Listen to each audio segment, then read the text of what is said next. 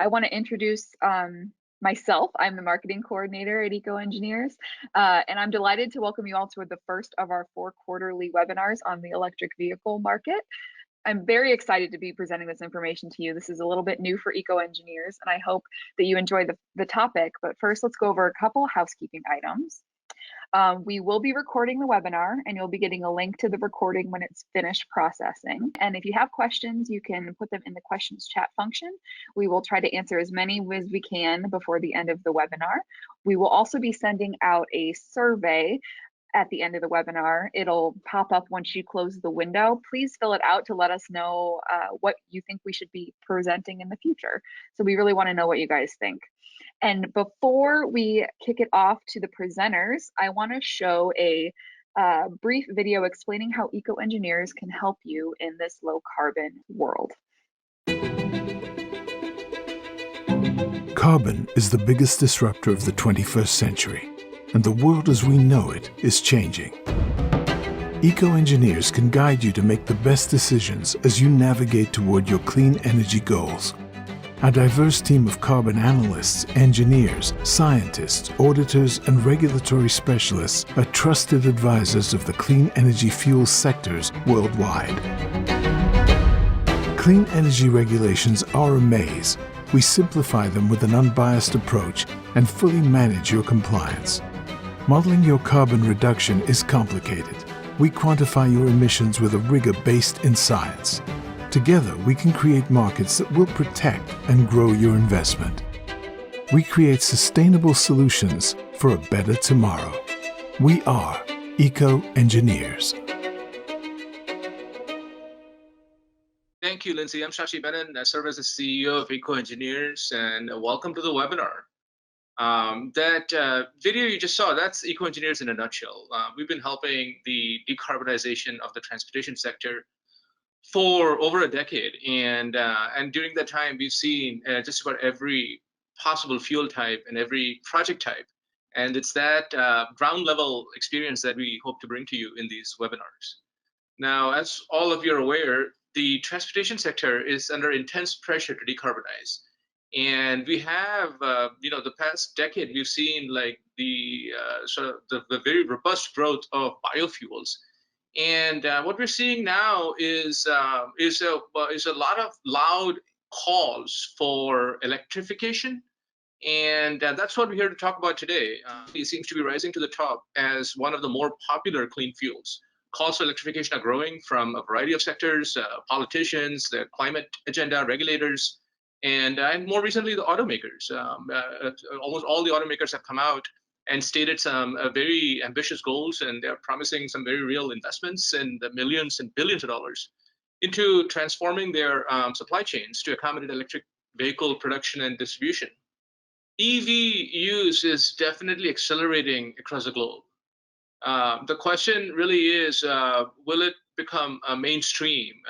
It may be mainstream in some parts of the world, and I think in Norway and perhaps to a lesser extent in California. But it's still not quite mainstream for the majority of the world. Most of us are still dependent on petroleum-based gasoline and diesel for transportation. And the question is, will that change? And I think that the 2020s, this decade, the 2020s could be the inflection point. And we may be seeing that transition, the EV sector kind of turning the corner. And and if it does materialize, if the EV sector does become mainstream, then we will be witnessing what I think is one of the biggest sort of transformations of the transportation sector since the invention of the internal combustion engine over 100 years ago. That's what we're here to talk about, and I'm joined today by Daniel Chacha, our senior regulatory consultant and team lead for all things electric. Dan is an electrical engineer, and he joined our team after a very successful career in the development of EV charging networks. So he brings an abundance of experience in that space. I'm also joined by Sarah Caswell, and Sarah keeps close tabs on what's happening in Washington, D.C. and several state legislatures to keep us up to date on political and regulatory developments. And finally, I'm also joined by Brad Plymouth, a senior engineer and team lead for renewable natural gas, and he'll be talking about actual projects that he's seeing on the ground where some biofuels and RNG is being used to electrify fleets. So today's the first of a series of 4 webinars we are going to do on this subject. And today we're going to give you an overview of the EV sector, the kind of vehicles that are available, the different kinds of charging, and what are some market drivers, and definitely talk about the regulatory and incentive outlook. And finally, we will talk a little bit about the some case studies and projects where renewable energy has been harnessed to fuel electric vehicles, and what are some results of those things. And in future webinars, we'll be going into deeper into charging infrastructure, vehicle trends, and just overall the what we see as the future of mobility as it's happening.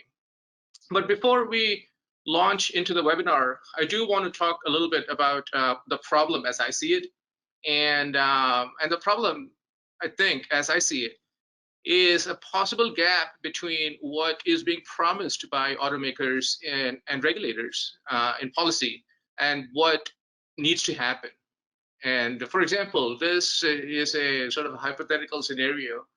And let's say that we were to achieve 20% electrification of our fleet by 2030. That's in the next 10 years. And some would say it's got to be higher than 20%, and some would say maybe it won't even be 20%, but let's just say it's 20%. And if 20% of all registered vehicles were EV in 2030, we're talking about 68 million registered EVs on the road. And we would need EV sales at a rate of 21 million a year, and we would have hit that number. So that it's the enormity of that job is intimidating. And my question is, how is all this going to happen? I mean, such a transition is going to place an immense amount of stress on a variety of sectors, not just EVs. It's going to be on car sales and battery production, rare earth mining, energy storage, clean power infrastructure. I mean, everything is going to get very, very stressed out over the next 10 years. And again, I keep asking the question, how is all this going to happen? So I'm hoping we try to answer that question in our series of webinars. And with that question, I want to invite Dan to take over and lead us into the world of EVs. Appreciate that. That was a great position for the talk today. You raised a lot of really solid points around the challenges ahead and really what it all look like as we move ahead through a transformation to electric vehicles. I'd like to start here by really kind of setting a baseline in knowledge and kind of go through a few of the sort of background topics with electric vehicles before we get into where we're headed kind of globally with the transformation. So first, let's start with the vehicle. It's always best to start with the vehicle itself. It is quite a different type of vehicle from an internal combustion engine. It has far fewer parts. The basic, this is a fairly simple diagram of an electric vehicle, but the components in an electric vehicle are the battery pack, which stores the energy, a charger or a rectifier, which converts the energy from our grid power into the battery, and then motors, which are typically housed within the individual wheels, either 2 motors for 2-wheel drive or 4 motors for all-wheel drive. And then there's the brains of the vehicle controller that controls all the mechanisms and all the energy control. So you may notice that there are some components that are really missing in that, and that's there's a no emission system because there's no muffler, no carburetor, because there's no internal combustion. So there's no tailpipe emissions from a electric vehicle. It's a lot quieter. There's no engine. Motors run a lot more quiet. In fact, some OEMs have actually created artificial sounds to make up for that. There are much fewer moving parts in an electric vehicle. An internal combustion engine has about 2,000 moving parts, and an electric vehicle has about 20. So that's quite a dramatic difference, and that really leads to the next point, which is lower maintenance. If you have order of magnitudes fewer moving parts, the maintenance will be far reduced. That also leads to more efficiency. Electric motors are about 90–95% efficient. So that means the energy in the battery pack will be converted to motion at a much higher rate than the conversion of a liquid fuel. An internal combustion engine is about 35% efficient. So, and a lot of that goes to waste heat and other things. Electric cars are actually quite well in performance and acceleration, so they're quick and they're much in a lot of ways they perform more solidly than an internal combustion engine in terms of pickup. And there's no idling. If you're sitting at a light, you're not burning any energy sitting at that light or stop sign. Also, something very unique with electric motors is that when you are slowing down, it actually recaptures some of that energy from braking and slowing down and puts it back into the battery. Doesn't wear down the battery, it doesn't wear down the brakes, and also provides more energy. But of course, there are disadvantages to electric vehicles. They are range limited, and by that I mean you can only put in as much as the battery can hold for energy. A typical sort of median car has about 200-mile range. You can get more expensive higher-end vehicles that have maybe 350 miles in range with today's technology.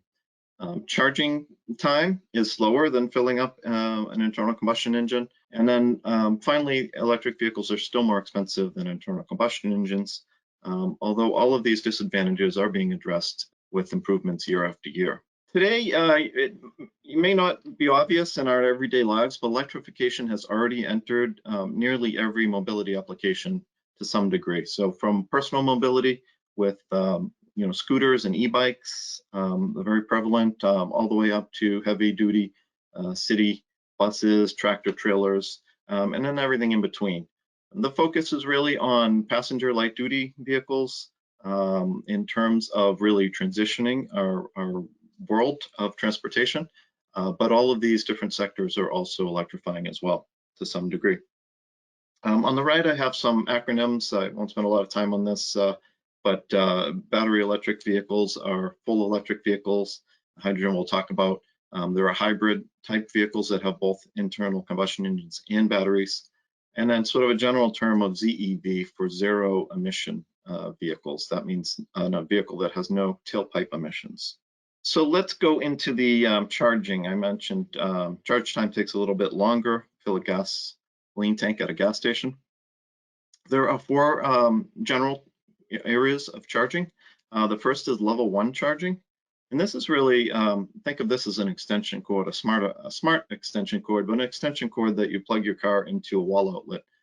It's very slow. Some refer to it as a trickle charge. About 2 to 5 miles per hour get put into your car, but it's inexpensive and it's pretty ubiquitous. You can plug in anywhere. Level 2 is the most really common type of charging. This it puts about 10 to 20 miles of range into your vehicle per hour. Has a little bit more cost to it. The costs here are for hardware, so it doesn't include installation costs or any other subscription services that might come with it. But the level 2 charging is really appropriate at home charging, but also at workplace and in public parking garages and public spaces as well. Then the next level up is DC fast charging. DC fast charging can actually put 60 to 80 miles of range into a vehicle in about 20 minutes. It's very fast, very high energy, but much more expensive.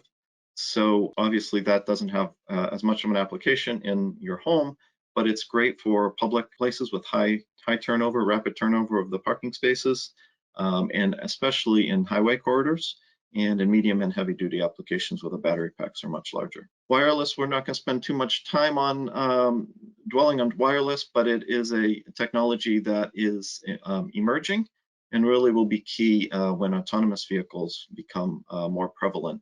So wireless doesn't require any cords at all. You just park your car over a loop in the road and it starts charging your vehicle.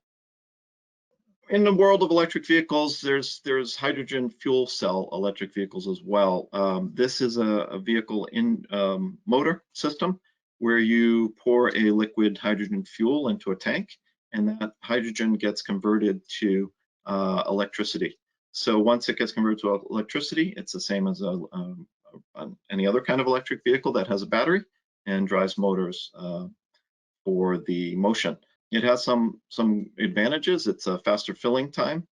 And it also provides you with a lot more power density, power per weight of the vehicle or of the tank.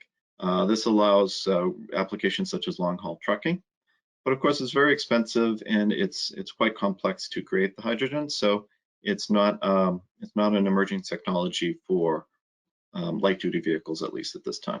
So Shashi mentioned there's a lot of activity going on globally, and particularly with government initiatives and with the OEM, the automobile original equipment manufacturers. This, I won't go into all of these bullets, but just to give you a sense as to the activity, around mid-decade here, there will be over 100 models of vehicles to choose from. And you can see the OEMs listed here. They're getting very confident in their product roadmaps that they're actually starting to forecast significant sales rather than just niche sales by mid-decade. By the end of this decade, auto manufacturers are forecasting that about half of their sales will be electric. And even a few countries have announced plans to completely phase out internal combustion engines by the end of the decade. By 2035, many manufacturers will, and governments are declaring that everything sold will be zero emission vehicles, so that everything will be EV or potentially hydrogen EV. California and Massachusetts in the US are kind of leading that right now, but others are sure to follow. And then by 2050, a lot of the OEMs are projecting to not only have their vehicles be zero emissions, but have their entire operations, production, manufacturing be zero carbon by mid-century. So that's that's quite ambitious. So those are goals and aspirations, and I think we're well on our way to heading in those directions. But what's the reality today? Where do we stand with electric vehicles today? In the United States in 2020, 2.3% of the vehicles sold were electric vehicles. And you can see the green bar, and the green bar represents battery electric vehicles. That's full electric, and the blue part of that is a hybrid electric, which is really shrinking. So it's really, the market is shifting towards full electric. According to HIS market forecast, this is expected to double next year to 4% of the vehicles sold, and by mid-decade, about 10% across the US will be electric sales. Globally, similar type of ramp up, but it's actually happening a little quicker. So the US is a little behind the pace of the global pace right now. In 2020, the global sales were 4.2% of all vehicles sold. And that's really led by a big surge in China and parts of Europe. And the expectation is that will continue to rise exponentially as it is in this chart. From 2019 to 2020, there was a 43% increase in EV sales. So if that growth continues, then this number is really going to shoot up quickly. China, as I said, is leading in terms of absolute volume at 1.3 million units sold last year, and Norway, as Shashi mentioned in the beginning, is a really interesting case study because they're already at 54% of their vehicles are electric as of 2020, sold in 2020. So they've got a lot of public incentives in place, and they've really embraced it, and they're kind of a model for other parts of the world. So let's kind of focus down a little bit more here on the vehicles themselves.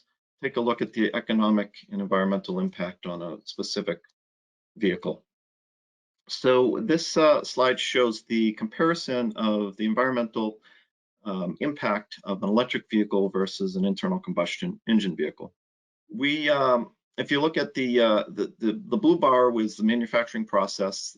They're roughly even for internal combustion engines and EVs. The EV is a little more carbon intensive to create the battery, so more energy required. And the disposal part, the gray part, they're both about equal in terms of the end of life of vehicle. But the real difference is the middle. That's the use case. That's the portion of the life of vehicle that you're driving the vehicle and operating it and maintaining it. According to the Union of Concerned Scientists who put together this data, that phase is 49 megatons of CO2 is emitted through that use phase for an internal combustion engine, and only 19 megatons of CO2 equivalency for for the electric vehicle. So it's about half over the life of the vehicle, about half of the environmental impact. Now, unfortunately, this study didn't include biofuels, so we don't know exactly where that would be on this graph, but it's a really nice side-by-side comparison of internal combustion engine and electric vehicles. Another factor here is the energy security that results in using electricity instead of imported oils and fuels. Electricity is generally domestically produced, which means it won't be subject to embargoes or shortages or international events, and it will be more stable energy product, as well as providing more jobs locally and regionally in the electric generation sector. We can do a similar comparison for the economics of a vehicle, and it looks fairly similar. If you compare side by side an internal combustion engine and electric vehicle, there's more upfront cost in that electric vehicle. It's averaging about 16% more today for an electric vehicle over an internal combustion engine. And let's talk about that a little bit. That trend has been dropping very quickly.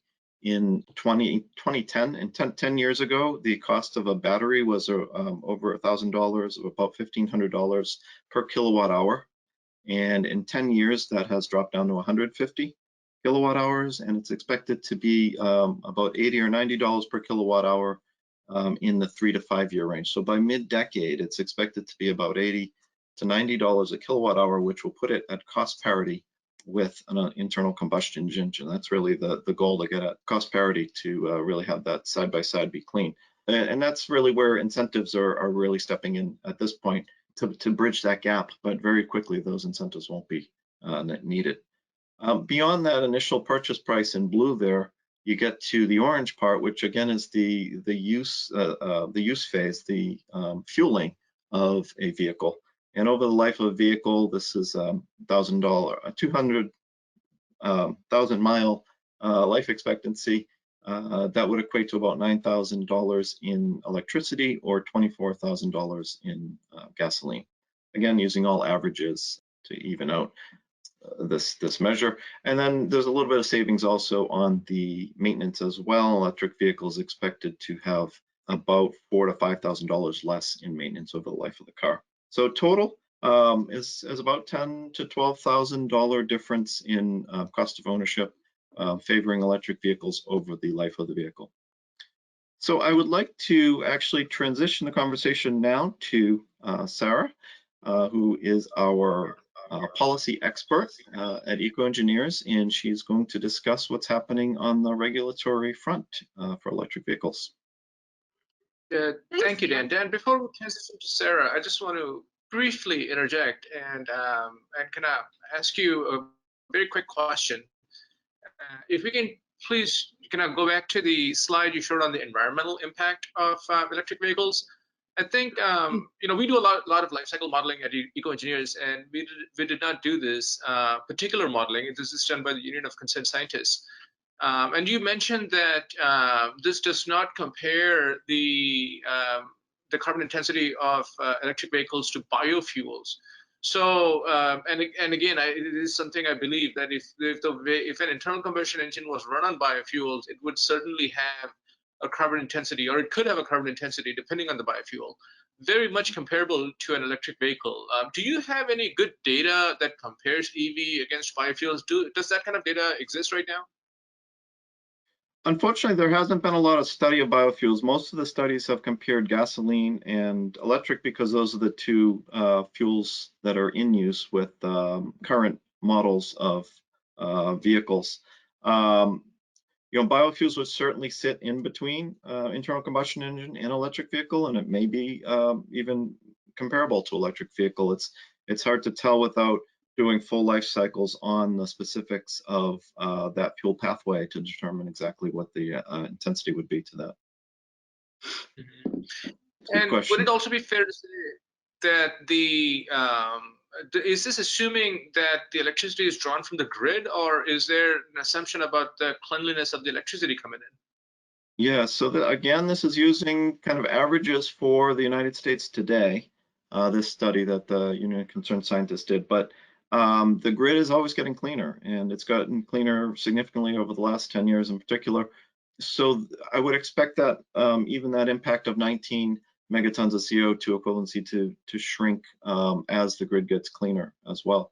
And that's an important point. I think that's something that needs to keep in mind. And the gasoline doesn't get cleaner, biofuels do get cleaner, and electricity get cleaner. So really that's the where all the gains will come from. Thank you, Dan. Thanks for answering that. Sorry, Sarah, I didn't mean to hijack your time. It's the stage is yours. Thank you. Not at all. It's such an interesting topic and discussion. I think that's really valuable. And thanks, Dan, for your great presentation. Yeah, I wanted to focus on government support as a key driver in this sector.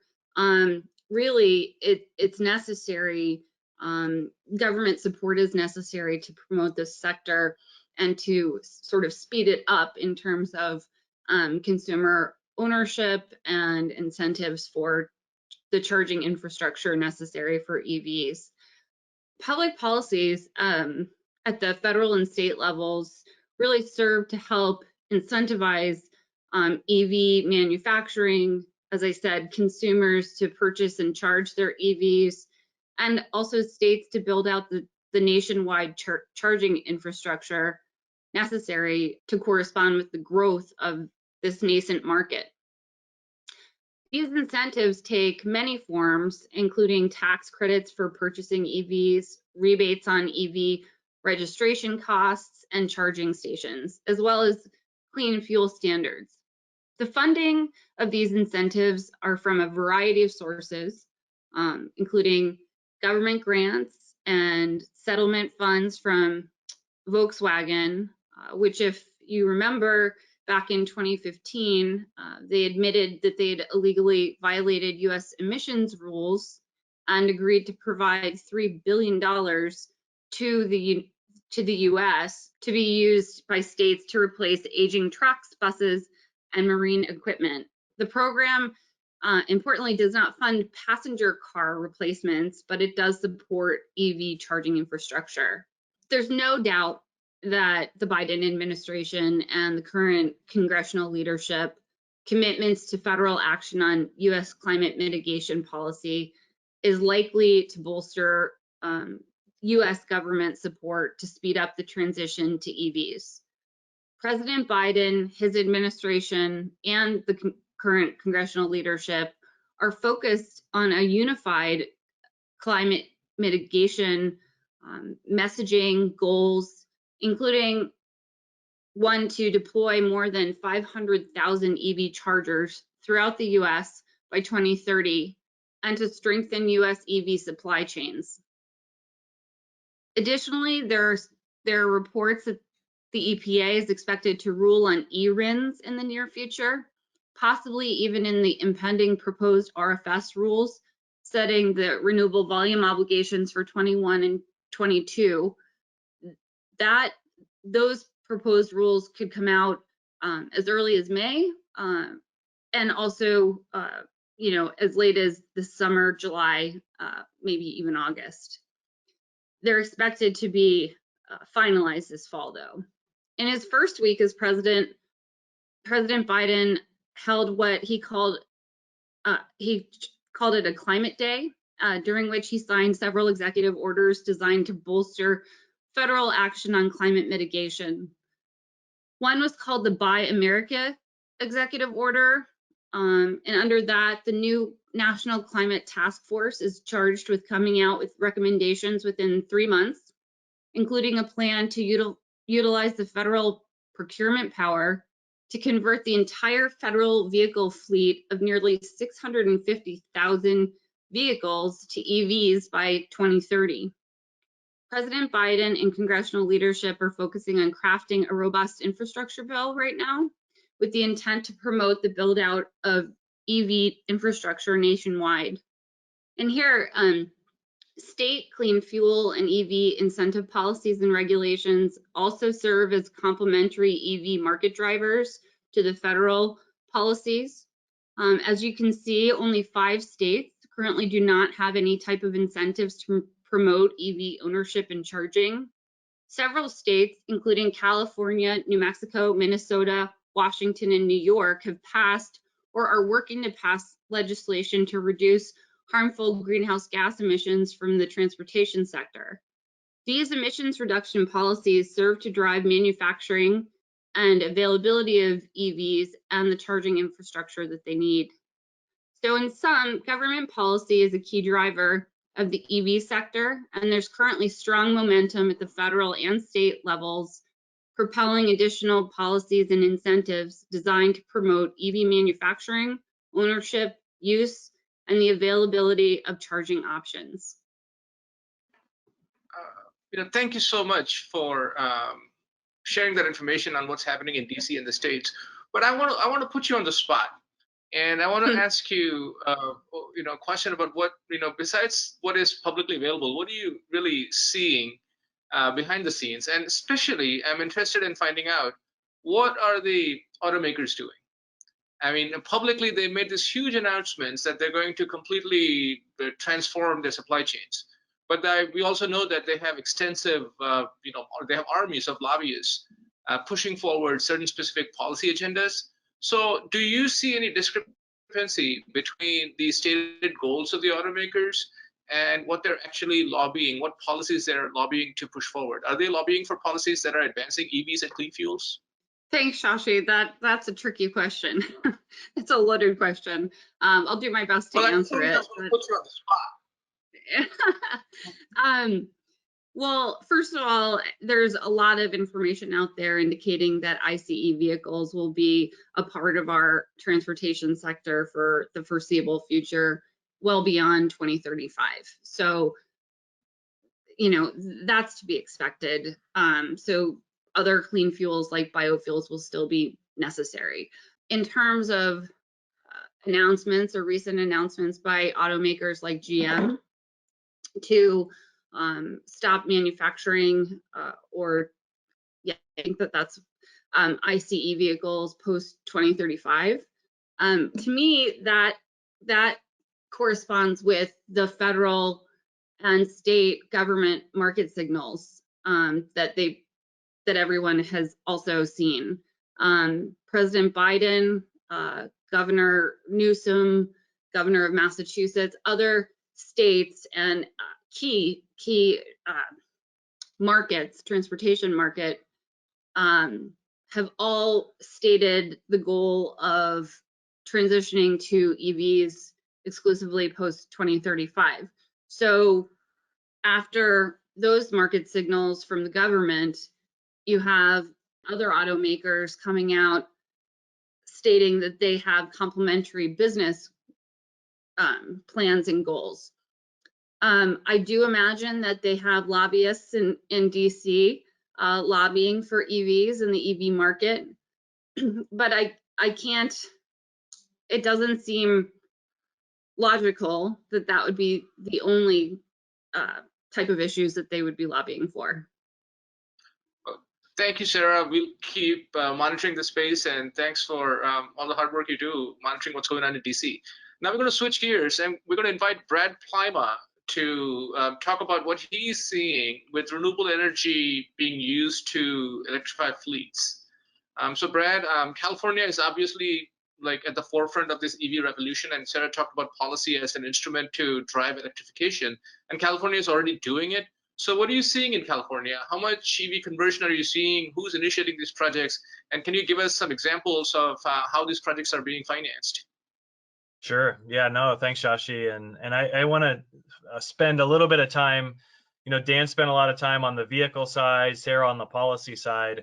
I want to look at more on the renewable energy side and generating low CI electricity in order to power electric vehicles. And Shashi hinted at the California Low Carbon Fuel Standard, the LCFS program, is one state-specific program that is well established and has been operating for about a decade, and allows for the charging of electric vehicles from renewable energy sources, and in order to generate credits based on that that dispensed into a vehicle.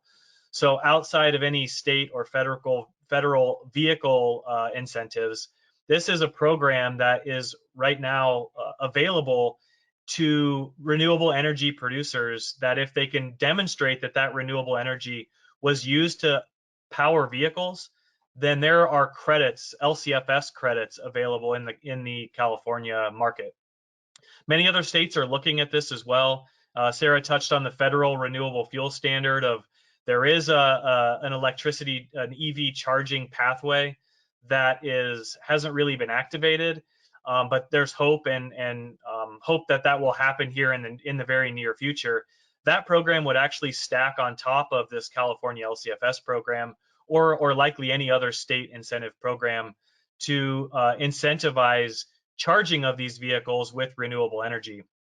So what we want to look at here is, if you look on the left-hand side, if you use grid electricity to charge a vehicle, so if you go into you have an electric vehicle, you plug it in, you're using grid electricity, that has somewhere around a positive 75 grams of CO2 equivalent per megajoule. That's the carbon intensity score, the CI score of grid electricity. That alone can generate credits under the California LCFS program, because that 75 CI score is lower than what diesel or gasoline and the California LCFS compliance requirements in the curve. So charging with grid electricity can already generate credits under the program. But what if you look at and replace grid electricity with renewables? So here's 4 common examples that we've seen of out there actually happening. This is renewable energy that's being produced, that's being monetized through the California LCFS program. Landfill gas. So if you take landfill gas and convert that into electricity and charge vehicles, then that somewhat has a carbon intensity score and just a general range somewhere around 50 to 75 grams of CO2 equivalent per megajoule. So better than grid electricity, which means more credits are available and more dollars are available if you're able to do that. And then you get into wind and solar. Both of those are zero CI sources and have a zero net, a net neutral zero CI score. And that's the next level. You can use those 2 supplies and generate even more credits under this program. And then what we're seeing and what we're tracking a lot of in the industry on the biogas RNG side is taking dairy manure or swine manure and converting, digesting that, generating biogas, and turning that biogas into electricity to charge vehicles. That has a really negative CI score. So somewhere up to negative 300, negative 600. There's actually several pathways out there that are well above that negative 600 number, and that's really because there's avoided methane emissions at the dairy farm. So instead of putting that manure into a lagoon and methane is being generated and emitted directly into the atmosphere, the California LCFS program rewards projects for stopping doing that and then converting that energy in the manure to a renewable energy and using that to offset diesel or gasoline supply. So what's that look like? Who can participate in these projects and generate these LCFS credits? It's a little bit different than other fuels, where you do have to be in a select region of the country. So anywhere in these green highlighted areas in Canada and in the US, project has to physically be located in those areas. And then you actually have to get the power into a California balancing authority before you can really take advantage of the California LCFS program through a process called book and claim, displacement, swapping. There's a lot of terms that people will use for that. But essentially, once you deliver that power into California, or if your project is already in the state of California, you can put those electrons onto the grid and have a virtual contract or an offtake to charge those anywhere else that's already connected to the same, to that grid. So it's a big benefit compared to liquid fuels, where you don't have to physically move these electrons and molecules around, but you do need to be located in these shaded green area, preferably in California. Otherwise, you're going to have more transportation and distribution of getting that electricity into the state. So, like as I mentioned, wind and solar, zero CI projects. There's no RINs. You'd be giving up the RIN under the federal RFS program, at least for now. There's some hope that that will come back here in the near future. And because of that zero CI electricity, there really is a preference for negative CI biogas and electricity, because that landfill example it's a real example, but in general, chargers and fleets would prefer that zero CI solar. So when you're looking at low CI, negative CI electricity, dairy and swine manure and landfill diverted food waste or landfill diverted organics are really the projects that are taking advantage of this program and the LCFS credits in its current form. So what does that look like from a dollars and cents perspective? Here, using those same examples and those same carbon intensity scores, we show what the estimated LCFS revenue is on a dollars per kilowatt hour. So what we're looking at doing here is if you use grid electricity, that's lower, that's a better carbon intensity score. You can get around 17 cents per kilowatt hour at the current $200 per metric ton LCFS credit value. And we're assuming a passenger vehicle charging here. So 17 cents per kilowatt hour is a significant incentive for this LCFS program. If you step that up and were to replace that with landfill gas, you can see there's just a couple of cent incremental increase in the value by lowering the carbon intensity of the fuel that you're putting into the vehicle. And then the wind and solar, 23 cents at the zero CI at a carbon neutral. That's about what's estimated to be available through the LCFS program. And then you get into these landfill diverted food waste or dairy manure projects, you can see significantly more. So if you're able to provide and produce negative 600 CI electricity and charge that as vehicles, 66 cents per kilowatt hour if you charge a passenger vehicle. And that's a significant revenue source that can be used to pay off the anaerobic digester at the dairy, the conversion process, the CHP system, whatever that may be, and in order to generate that electricity. That revenue available does get shared between many parties. So a majority of it goes back to the production facility, since there's significant dollars and investment that have to be made. Some may go to the charging station or the fleet in order to incentivize them to participate in this overall pathway process. But I think the point here is not only do we see a lot of movement on the vehicle side, we're seeing a lot of movement on actual policies that have been implemented, like the California Low Carbon Fuel Standard. We envision a lot more of those state-specific programs to come online here over the next several years. And with that, I'm going to turn it back over to Shashi and Dan. Great, thank you so much, Brad.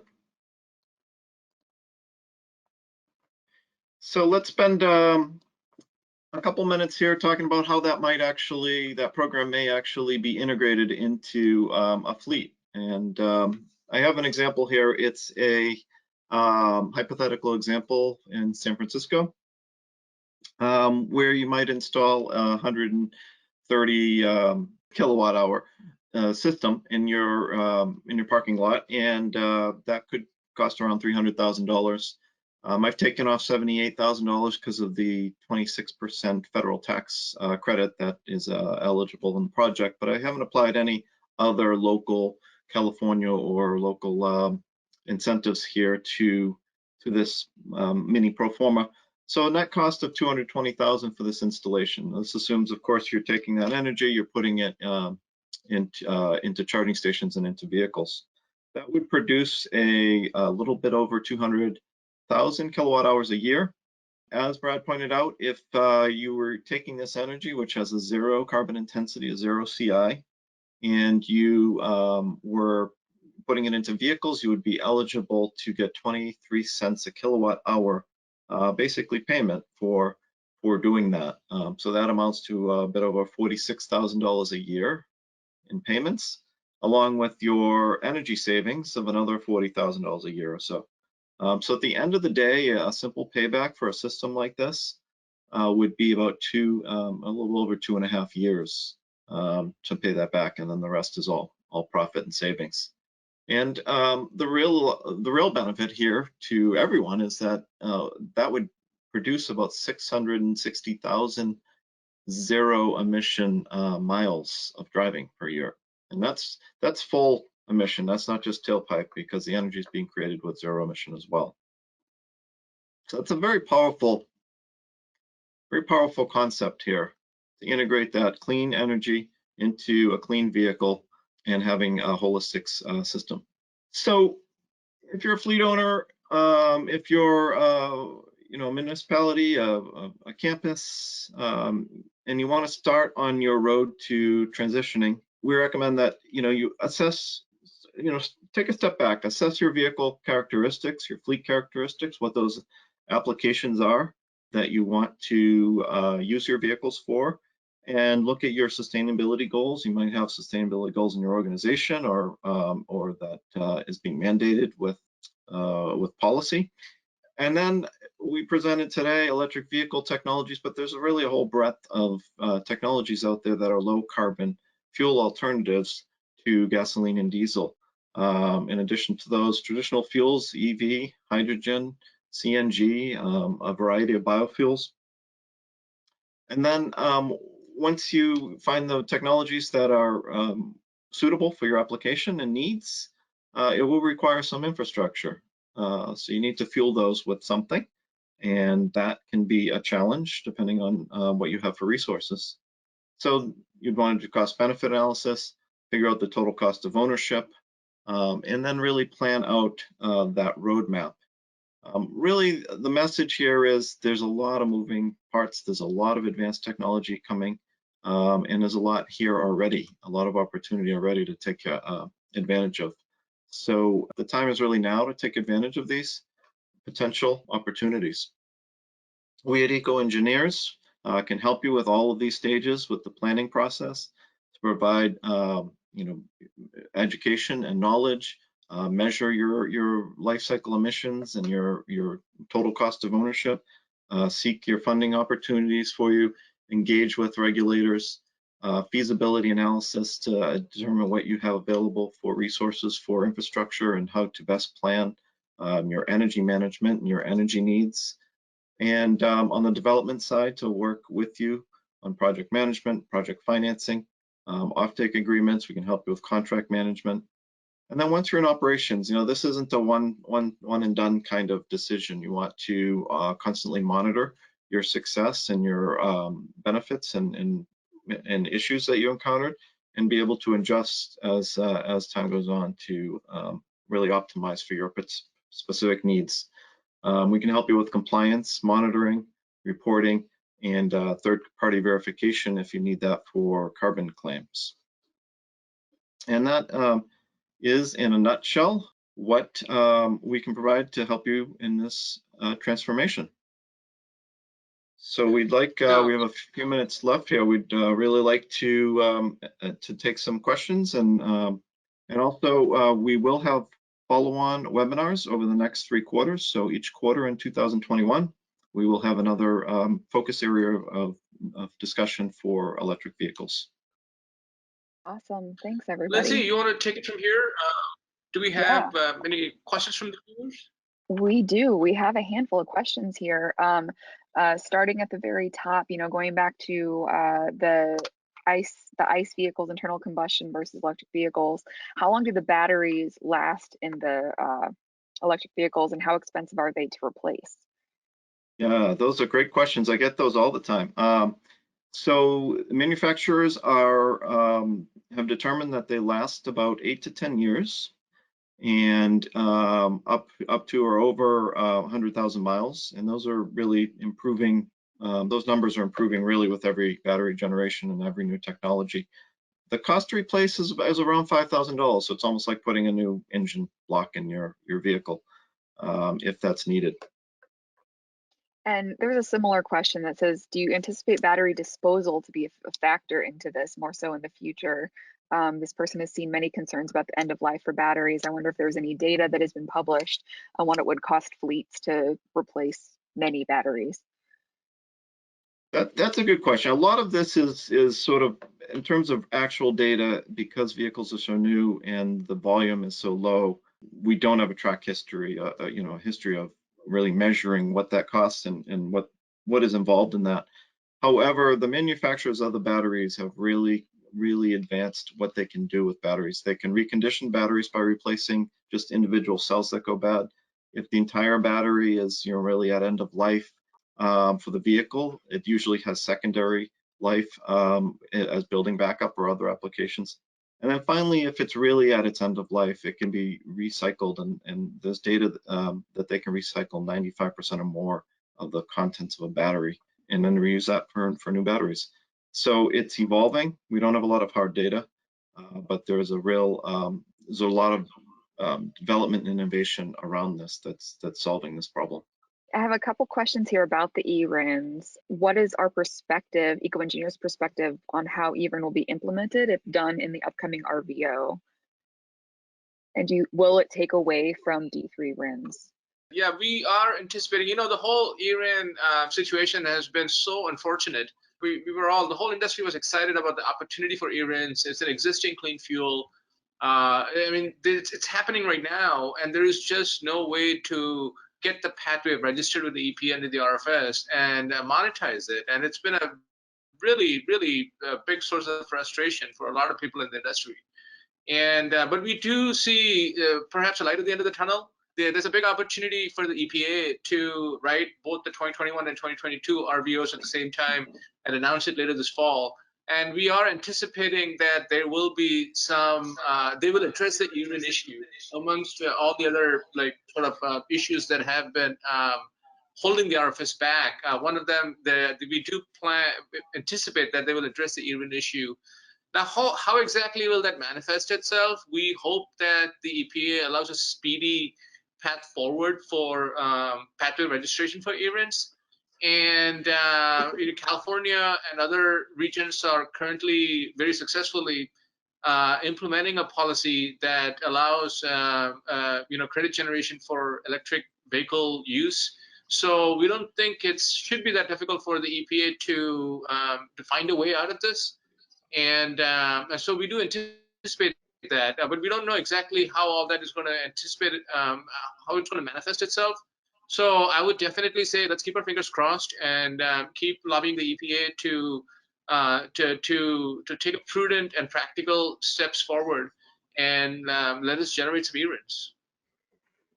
Shashi, just to build on that, on the last part of the question about how it will affect D3 RINs, I think if the EPA thinks it through with that RVO process, that's exactly what the industry will be good for the industry. If they don't, and then all of a sudden a big flood of new D3 RINs came into the market, that could have a detrimental effect on D3 RIN pricing, just because there would be a lot more of them than the RVO. So I think that's what we're going to be really glued into, that 2021, 2022 RVO number. I think that'll give us a big clue into how EPA is thinking about eRINs and a timeline. Mm-hmm. No, you're absolutely right, Brad. So the EPA has been historically good about explaining its cellulosic volume projections, and so yeah, you're right. We do hope that the EPA takes that into consideration and does not set a low RVO for D3s and then flood the market with eRINs. If anything, they should set a higher RVO if they're anticipating eRIN registrations and eRIN D3 generation. Then we hope the RVO. Now, on that note, Brad, can I put you on the spot? And do you have any indication of what the D3 RVO would be for 21-22? I don't. If I knew that, we probably would have been blasting that out by email already, I think, right? I don't. I mean, I think Sarah, same thing. Sarah was saying a good timing is, could it be May? Could it be June? Could it be July? I don't think we even know what the schedule is for releasing those numbers. I think all we can do is watch and see, and then hope for a big jump in between the 2020 and the 2021 RVO, because I think that will give us an indication of did EPA include an allocation for eRINs in the new RVO. And in addition to the eRINs and anticipating additional D3 RIN or RVOs needed for that, there are other types of fuels that get D3 RINs, like corn kernel fiber, ethanol, for instance, that had been put on hold in the last administration. that many in the industry believe will be going forward. So just to belabor, or just to piggyback on your point, Brad and Shashi, hopefully we will see a big jump in the D3 RIN RVO that hopefully will be coming out. I did hear anecdotally this week that the RVO, the proposed rule, is likely to come out more on the July timeframe than the May timeframe, but again, we'll have to go and see. I also did hear that when the proposed rule comes out, it's expected that EPA will be proposing RVOs for both 2021 and 2022. However, it's also expected that the agency will finalize them separately. So first the 2021 RVOs and then the 2022 RVOs, but both hopefully will be finalized before the November 30th deadline, statutory deadline. Thank you. Now I know we're running up against the hour at 2 o'clock, but I did want to ask you if you can stay a couple minutes over. I did want to ask each of you one specific question. Now we started off by sort of presenting the enormity of the problem related to the transition to EVs and what this decade could look like and what 2030 will bring. So I just want to ask each of you, what do you think it'll look like, and how many EVs will we see on the road by 2030? Well, I'll take that first, I guess. I can't think of another example in recent history anyway where so much has come together for a single really transition. You've got the manufacturers, you've got policymakers, to some extent public interested in this, and certainly everyone's looking at the ultimate goal of decarbonizing, and this being a significant solution to being able to achieve that. So I think because you've got all of these people, all of these entities moving in the right direction together, that it is going to happen. I mean, it's difficult to predict the exact pace and the exact penetration of the market by 2030, but I think the projections are, a lot of them are conservative in a way that they're talking about what will be available and where the technology will be. I think it's a lot easier to sort of predict the technology advancements than it is market adoption, but to see the technology evolve and be available at certain milestones leads me to believe that 2030 is a real, we're really heading up on that exponential growth at that point, and probably a few years before that. Dan, to follow up on that, I think about the renewable fuel standard and what it did to drive investment and production of biofuels, and it was first passed, as everyone knows, in 2005 and then enhanced in 2007. And between pre-2005 and shortly after the RFS came online, you saw a huge growth in the ethanol market because of this legislation that drove this investment in production. And if we're seeing momentum in the federal government, like I talked about, where the goals and the messaging on EVs from the Biden administration, his new agency heads, his head climate advisors in the White House, to congressional leadership, and they're all kind of saying the same thing in terms of making climate mitigation policy a top priority to get done, including policies to promote the EV market. So if you see federal legislation that is as robust a driver as the RFS was, I think you can see how, along with the technology advances that you talked about, the market could really explode in a short amount of time. 2030, I don't know, we'll have to see, but certainly by that 2035 date that many policymakers have thrown out. Yeah, and Dan's the expert on the vehicles on the road, so I'll copy whatever he said. I like that. Yeah, I like that answer. I think my focus is really, and at ECO, what we've really been focusing on over the last decade is the fuel side of things. So, I talked about it in the webinar. I think that not only do we need growth in the vehicle and the consumption side, but the growth will be significant in the fuel, in the renewable and negative carbon intensity score fuel, and being able to power those. So some of the numbers that Dan showed about, you know, the overall carbon intensity impact of the vehicle is positive. There's still carbon emissions coming from that process. Those can be offset or really, you know, lowered by using some of this negative CI electricity or zero CI electricity, and it really creates that full story. So you need all of these components working together. And if you get a dairy, you know, a dairy negative 600 CI dairy supply, and you charge a bunch of electric vehicles, that whole story and putting that all together, I think, is really where the power comes from in this narrative. But we need all of those various components, and I think they're all going to grow at a little bit different pace and a little bit different speed. And the incentive programs are going to drive a lot of that. We've seen that with California. And so I think Sarah's right. I think, and what Dan's talking about too, is we need to put all these pieces of the puzzle together in order to really make a successful overhaul and decarbonization of the transportation sector. Oh, I think we've come up on the hour, and I was just going to thank everybody for hanging in with us. We definitely are coming back and revisiting this subject 3 more times this year, so stay tuned. And I want to hand it over to you, Lindsay, to see if there's any last-minute housekeeping things to do before we. Okay, thanks. If you did ask a question and we didn't get to it, we'll get back to you. We have your email address. We'll follow up with you to answer those questions. The next webinar is going to be next quarter, not scheduled specifically yet, so stay tuned on our email list and on our social media and website. You'll be able to find out when the next webinar is. We have a couple other ones coming up this month too, not EV, but just in the whole space. So thank you everybody for attending, and we hope to see you again soon. Thank you very much. Thank you. Thank you. Bye-bye. Bye-bye.